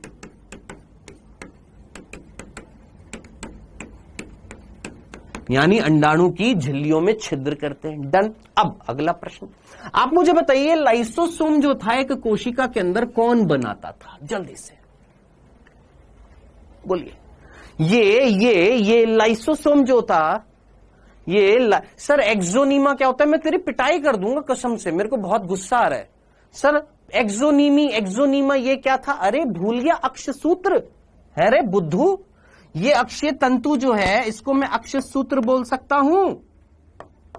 ओ बुद्धू, भूल गया एक्सोनीमी, याद ही नहीं है इनको, है? याद नहीं है? कशाभिका पढ़ी थी, कशाभिका के बाहर एक, अरे अभी तो बैकलॉग सीरीज हुई थी उसमें पढ़ाया था तेरे को, है? ये कशाभिका के जैसी संरचना जिसमें ये झिल्ली, हाँ सर झिल्ली के अंदर जो सूक्ष्म नलिकाएं मिल रही थी 9+2 के अरेंजमेंट में, उसको तूने एक्सोनीमी नहीं बोला था, अक्षसूत्र नहीं बोला था, बुद्धू लाल, है? याद आ गया? हाँ सर। नेक्स्ट, हाँ जी सर, हाँ मेरा क्वेश्चन ये था मेरे भाई, लाइसोसोम का निर्माण किसने किया था? सर गोल्जी बॉडी ने। तो आपसे क्वेश्चन पूछ लिया जाए, भाई ये एक्रोसोम कौन बनाएगा? Sir Golgi body. तो सिंपल सा क्वेश्चन कि एक्रोसोम का निर्माण किससे होता है? गोल्जी बॉडी से होता है। अब थोड़ा सा कॉमन सेंस लगा, दिमाग लगा, बांगड़ू दिमाग लगा, सोच फटाफट। यहां पर तेरे पास, यहां पर ये शुक्राणु प्रसू थी, हाँ सर। इस शुक्राणु प्रसू के अंदर तेरे पास यहां पर गोल्जी काय होंगे, हाँ सर। वो गोल्जी काय क्या बनाएंगे? लाइसोसोम बनाएंगे। और वो सारे के सारे लाइसोसोम, मतलब वो जो लाइसोसोम जो होएगा वो कहां आ जाएगा? सर आगे आ जाएगा एक पिंड के रूप में, और वो क्या कहलाएगा? एक्रोसोम कहलाएगा। क्या स्ट्रक्चरल मॉडिफिकेशन नहीं हुआ? क्या संरचनात्मक परिवर्तन नहीं हुआ? बिल्कुल हुआ मेरे भाई। डन। सो यहां पर ये चीजें थी जो आपको बतानी थी। हाँ जी, आई होप आपको ये चीज समझ में आ गई होगी। डंडना डंडन, ये सारी की सारी चीजें क्लियर हो गई हैं। ये शुक्राणु की संरचना समझ में आ गई है। शुक्राणु की संरचना, ये शुक्राणु की संरचना है। एक बच्चे ने एक और चीज पूछी, सर रिंग सेंट्रियोल क्या होता है? देख इधर देख, ये जो होता है ना, ये मध्यखंड जो होता है, इस मध्यखंड में यहां पर बिल्कुल यहां पर इस जगह पर एक और सेंट्रियोल मिलता है, एक तारक केंद्र मिलता है, जिसको हम अंग्रेजी में बोलते हैं रिंग सेंट्रियोल, वलय तारक केंद्र, वलय तारक केंद्र, रिंग सेंट्रियोल वलय तारक केंद्र। सर एक कोशिका में 3 सेंट्रियोल? हां, 2 तो है ही हैं, एक और है ना। अब इसका बहुत तगड़ा काम है, ये बहुत तगड़ा काम करता है, बहुत जबरदस्त काम करता है। कौन बताएगा मुझे? सोचो ये क्या काम करता होगा।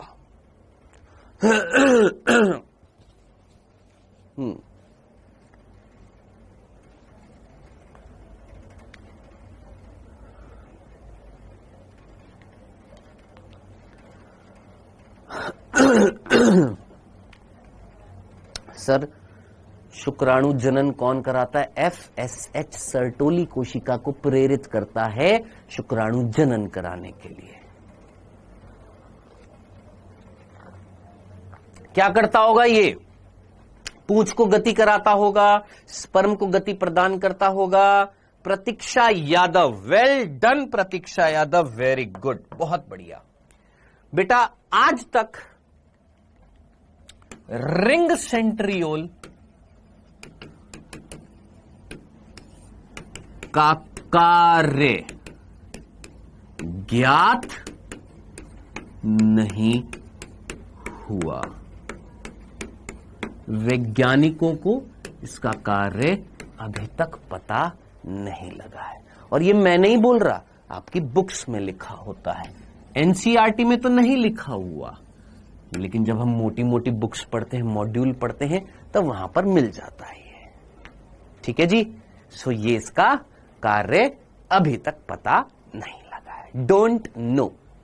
ठीक है, चलिए, ये था बेटा जी आपका पूरा का पूरा शुक्र जनन और शुक्राणु की संरचना। अब हाँ जी, ये कह रहे डाइजेशन में हेल्प करता होगा। हाँ, एक कह रहे अब तो मैं खोजूंगा, खोज।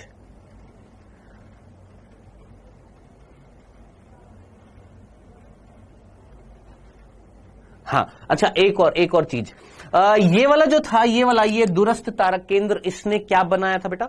दूरस्थ तारक केंद्र जो था, ये वाला दूरस्थ तारक केंद्र जो था मेरे भाई, इस दूरस्थ तारक केंद्र ने क्या बनाया था? अक्षीय तंतु। भूल ना जाना, अक्षीय तंतु या एक्सोनीमी अक्ष सूत्र, ये कौन बना रहा है? दूरस्थ तारक केंद्र।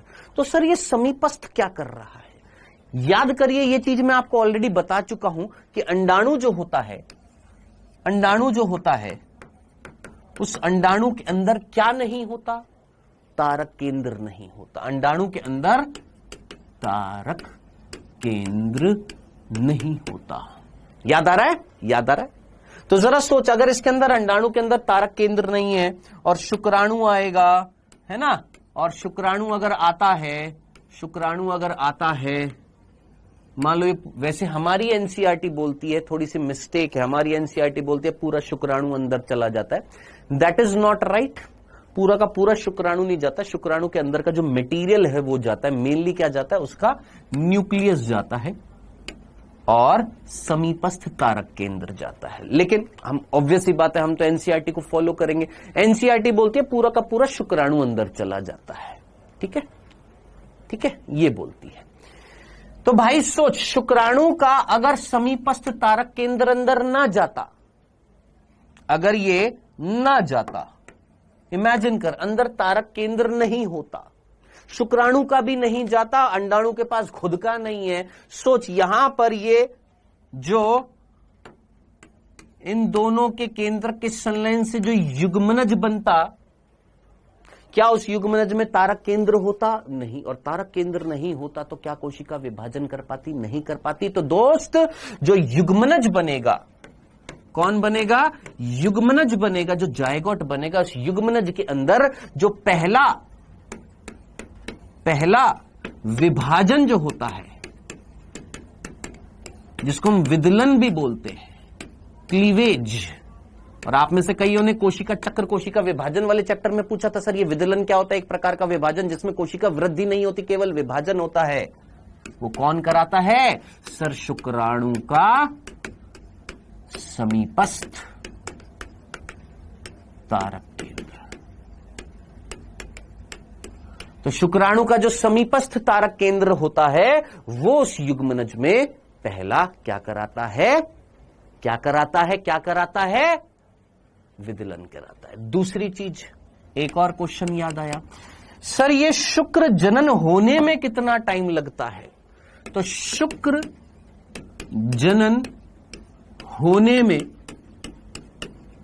शुक्र जनन होने में मीन्स नर जर्म कोशिका से, नर जर्म कोशिका से शुक्राणु बनने की जो प्रक्रिया जो है, ध्यान से सुन लो प्लीज, क्या पता आपका सवाल किसी और का सवाल हो।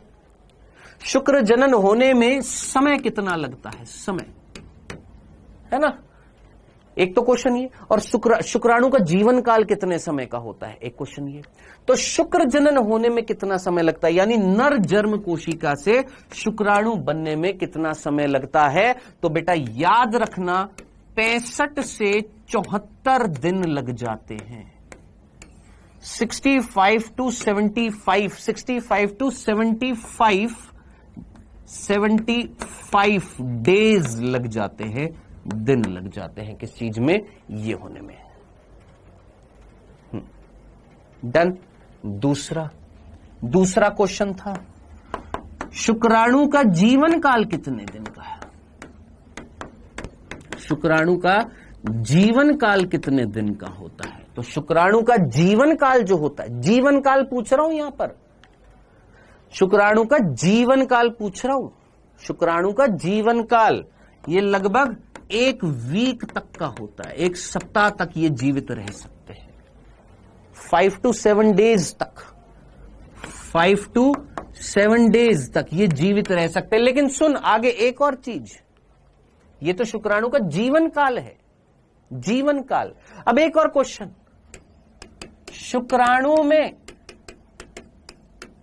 शुक्राणु के अंदर अंडाणु को भेदने की क्षमता कितने दिन तक रहती है? तो वो रहती है 2 से 3 दिन तक। समझ रहा है? 2 अलग अलग क्वेश्चन है, कंफ्यूज मत हो जाना। तुमको याद आ रहा होगा 48 से 72 घंटे हैं, 2 से 3 दिन तक, वो क्वेश्चन अलग है। वो है शुक्राणु को अंडाणु, क्या बोलेंगे, शुक्राणु अंडाणु को शुक्राणु को अंडाणु, शुक्राणु अंडाणु को भेदने, क्या बोलेंगे, कैसे लिखेंगे हिंदी में?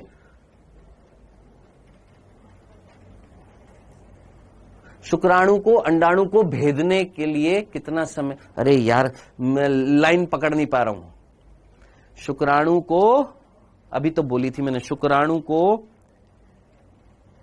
हाँ मतलब शुक्राणु कितने समय तक अंडाणु को भेदने की क्षमता रखता है? शुक्राणु अंडाणु को कितने समय तक भेदने की क्षमता रखता है? भेदने की क्षमता रखता है। तब आंसर याद रखना 2 से 3 दिन, 2 to 3 डेज तक वो वायबल रहता है। क्या करने के लिए? भेदने के लिए। शुक्राणु को अंडाणु के भेदने की क्षमता कितने दिन तक होती है? हाँ समझ गया, मतलब मैं समझ गया था, मैं लिख नहीं पा रहा था, आप समझ गए थे ना इतनी सी चीज को। शुक्राणु का जीवन काल 5 to 7 डेज का, लेकिन शुक्राणु अंडाणु को भेदने की क्षमता जो है वो कितने दिन तक रहती है? 2 से 3 दिन तक रहती है। सर इंग्लिश में लिख दो, हमको समझ नहीं आ रहा। ओए होए, गजब। अच्छा, एक ने ये और पूछा, शुक्राणु को हम स्टोर कर सकते हैं? यस। कितने समय तक? अनलिमिटेड समय तक, जब तक तुम्हारा मन करे, जब तक है जान, जब तक है जान, जब तक है जान, तब तक हम क्या कर सकते हैं? शुक्राणु को स्टोर कर सकते हैं। शुक्राणु को स्टोर कर सकते हैं। -196 डिग्री टेम्परेचर और लिक्विड नाइट्रोजन में स्टोर कर सकते हैं। जहां पर स्टोर करते हैं उन जगहों को हम क्या बोलते हैं? सीमन बैंक बोलते हैं। सीमन बैंक बोलते हैं या स्पर्म बैंक बोल देते हैं। स्पर्म बैंक या सीमन बैंक बोल देते हैं। एक्स्ट्रा एंड पीस का काम क्या होता है मंजीत वर्मा? एक्स्ट्रा मूवमेंट, गति प्रदान करना। हाँ जी, ये वाली चीज जिसको समझ में नहीं आई थी भाई, यू समझ। देख, एक मैं हूं, मेरा जीवन काल जो है, मेरा जीवन काल जो है वो मान ले कितने दिन का है, वो मान ले कितने वर्ष का है? 60 वर्ष का, ठीक है। लेकिन इसको चल मादा की तरह समझते हैं, फीमेल के रेस्पेक्ट में समझने की कोशिश करते हैं। मुझे बता, एक फीमेल के अंदर उसका जीवन काल कितना होता है? एक मानव मादा का जीवन काल कितना होता है? हमारा जीवन काल कितना होता है? लगभग 60 वर्ष। यही तो होता है मानव मादा का जीवन काल, या नर का या मनुष्य का जीवन काल कितना होता है? 60 वर्ष। डन। देखो, कमलेंद्र गौतम कह रहा, सर धोखा कर दिया हमारे साथ,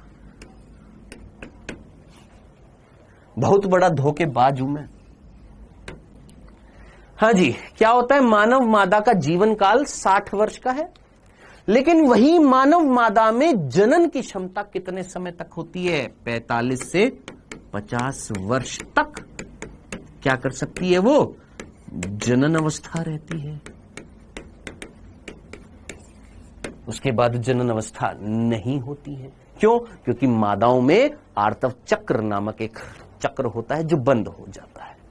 ठीक है, तो इसको इसी रिस्पेक्ट में सोचना कि मनुष्य का जीवन काल तो इतना था, लेकिन उसमें जनन करने की क्षमता स्पेशली फीमेल में इतने वर्ष तक की थी। सिमिलरली यहां पर कि भैया शुक्राणु का जीवन काल तो इतना था, लेकिन उसको उसके अंदर अंडाणु को भेदने की क्षमता जो थी वो कितनी थी? केवल 2 से 3 दिन में ही वो भेद पाएगा। 2 से 3 दिन में ही भेद पाएगा। सर मीनोपॉज का कारण अंडाशय जो होते हैं, उन अंडाशयों के अंदर जो ग्रेफियन पुट्टिकाएं होती हैं या प्राथमिक अंडक जो होते हैं, जो ग्रेफियन पुट्टिकाओं में तब्दील होते हैं, बदलते हैं, वो खत्म हो जाते हैं। अब जब अंड जनन पड़ेगा तो तेरे को पता लगेगा ग्रेफियन पुट्टिकाएं ही खत्म हो जाएंगी किसके अंदर? अंडाशयों के अंदर। तो आर्तव चक्र बंद हो जाते हैं।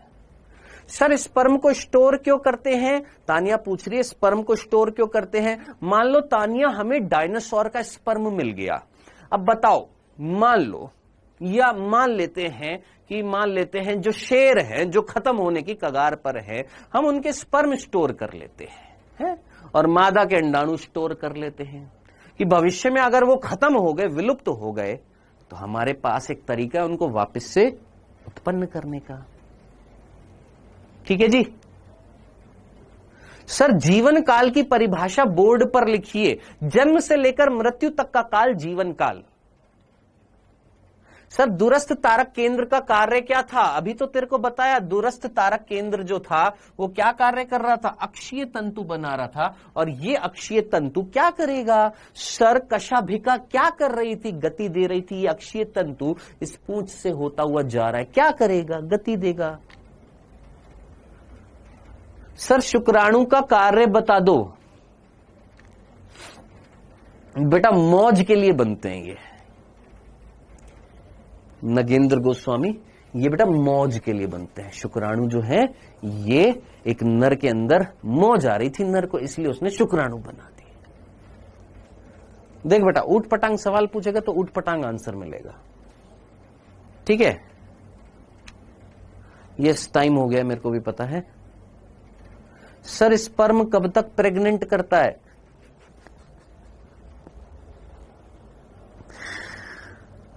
देख ये अंडाणु है,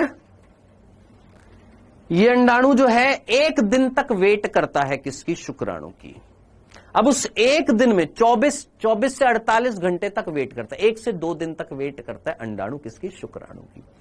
अब ये 24 से 48 घंटे में अगर आ गए शुक्राणु तो प्रेग्नेंट हो जाएगी फीमेल, अगर नहीं आए तो नहीं होगी। सर भेद का मतलब तोड़ देना।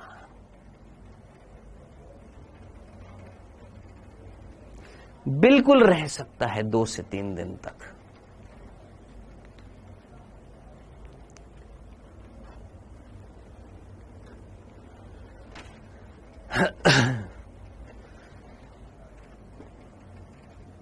बता दिया भेद का मतलब, बता दिया। भेदना मीन्स तोड़ देना। कल क्लास होगी क्या? नहीं बेटा, कल क्लास नहीं होगी। और आज क्लास थी, मैं फिर बोल देता हूं कि किसकी गलती थी, और उस गलती को आगे से नहीं दोहराया जाएगा। सर पीजीग्राम क्या है? पिकोग्राम। पीजीग्राम क्या होता है? पिकोग्राम होता है। पिकोग्राम 10 की घात -12।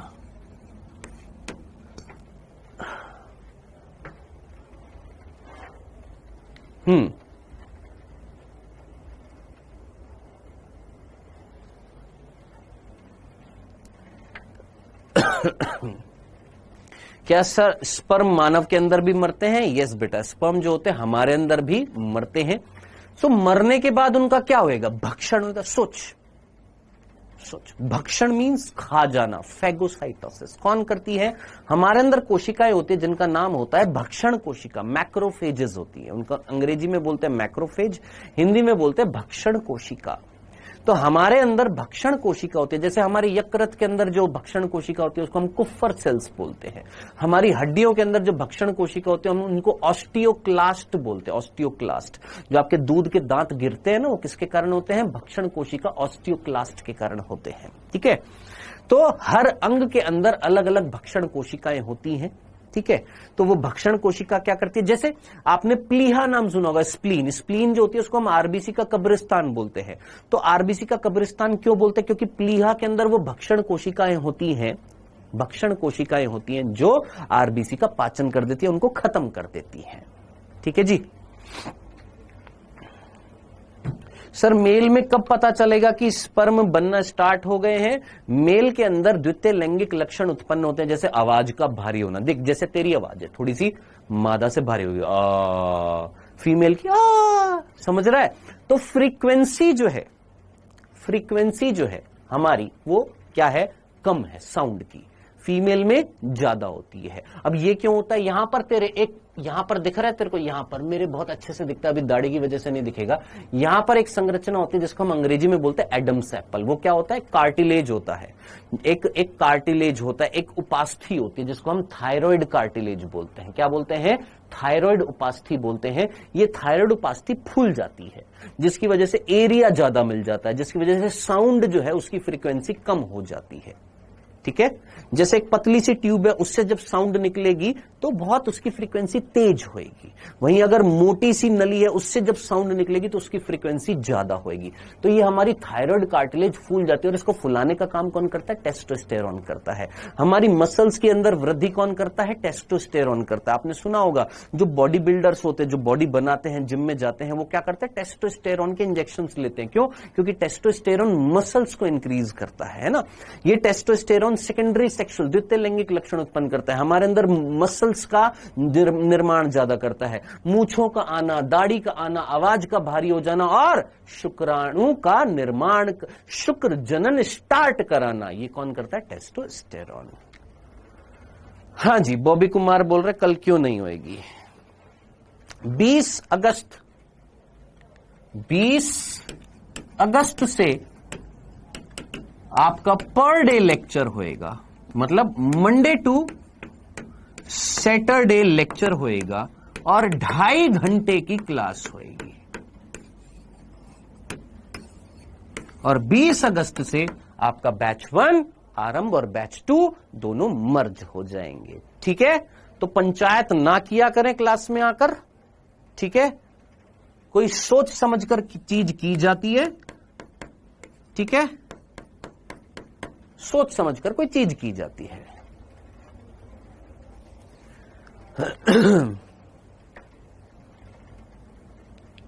हाँ मेरे भाई, ओवम को भी स्टोर कर सकते हैं। चलिए टाइम हो गया बेटा, आशा करते हैं आपको जो आज पढ़ाया है एक बार इसको आप रिवाइज करेंगे, और नेक्स्ट लेक्चर में हम स्टार्ट करेंगे, मंडे को जो लेक्चर होएगा उसमें हम स्टार्ट करेंगे इस चैप्टर का the most important, the most complicated, the most confusing, सबसे महत्वपूर्ण, सबसे जटिल और सबसे ना समझ में आने वाला टॉपिक, और वो है कौन सा? अंड जनन। और मेरे को पता है अगर आप शांति से नहीं सुने तो ये समझ में नहीं आएगा, शांति से सुने तो सारी चीजें समझ में आएगी, ठीक है? ओके सर, स्पर्म क्या होता है? बाय बाय बेटा, बाय बाय बेटा, बाय। स्पर्म क्या होता है आज पढ़ना बेटा, स्पर्म क्या होता है। Oh my God.